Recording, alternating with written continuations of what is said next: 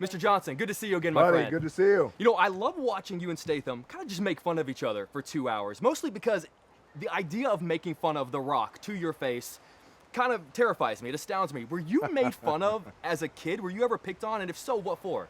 I was picked on as a kid. Yeah, when I was a kid, I was picked on. Well, look, you have to understand, Jake, that when I was 10, 11 years old, I had very soft features, soft skin, very soft curly hair, and people mistook me all the time for being a little girl. No kidding. Yeah, no kidding. So there's someone out there right now in this world who has made fun of Dwayne "The Rock" Johnson and could live to tell the tale. Is he Well, still no, alive? I killed them. Yes, no. Rightfully so. Yes, they're pushing up daisies, yes. One of the things, obviously, you're most known for, and I'm genuinely impressed by it, is just like your physique, because you work hard for it. It is part of something that's really important to you, and I think that's awesome.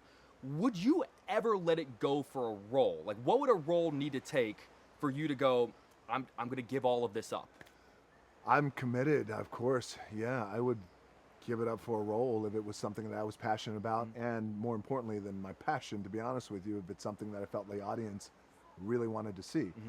But the truth is, those are roles that A, don't come my way, and B, audiences really honestly have no desire to see me in a role where I'm completely emaciated and just get like, there's no interest in that. And there have been roles that have come my way in the past where I take a temperature gauge from the audience, and there's ways that you can market test these ideas, and they have been like unequivocally like, we hate that idea. Can I ask what one of them was?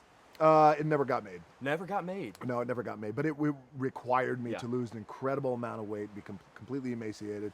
And no, it was just across the board.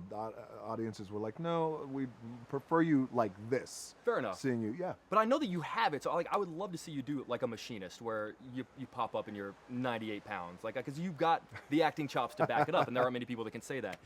You have a great history of kicking so much ass throughout all of your films, and I know a lot of that comes from so much amazing training that you guys do. I'm curious as to how much of that training could transfer into real life. If someone was trying to pick a bar fight with you, could you like click into something that you were, is there a move that you would remember from one of your films that you could be like, I still remember how to do that? I don't think so, man. At least not for me. Maybe for Jason Statham and guys like that who are really proficient at martial arts, but no. I mean, I was fighting before I got into the movies, and then just like fighting and getting in trouble. Right.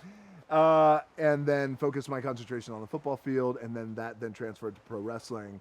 But no, I think if a bar fight happened, then bar fights just got to happen. Anyone that's willing to pick Then a bar fight. instincts just come over. God help you. Anyone that, any God help that person, anyone that picks a bar fight with you. So I don't know if you know this, so I work for Fox in Chicago, and WWE SmackDown is coming to Fox this fall, and my bosses are sending me to camp to learn in Orlando, to kind of go through the process and try to figure something out. Oh, good. I'm one of the few people that has the honor of sitting down with you before going. Can you teach me something that I can have the edge going in and say, like, look, I already have a move down because Dwayne "The Rock" Johnson taught me this. Let me tell you something right now, Jake. Yes. You're going to go down to the Performance Center in Orlando. Yes, sir. I was just there. It's a great place. You have to go with your hat in hand. Here's my advice. Okay. Instead of a move, your hat in hand, complete humility, complete respect for the business. Otherwise, you are going to get your ass kicked.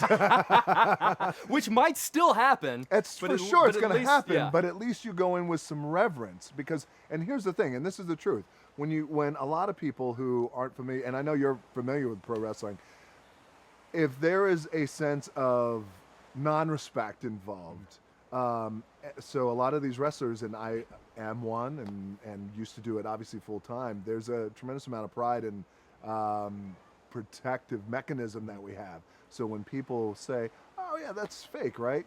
I would easily say, well, I could show you a lot better than I could tell you. Let me show you. Yeah. And then you choke somebody out, and then you then you get sued.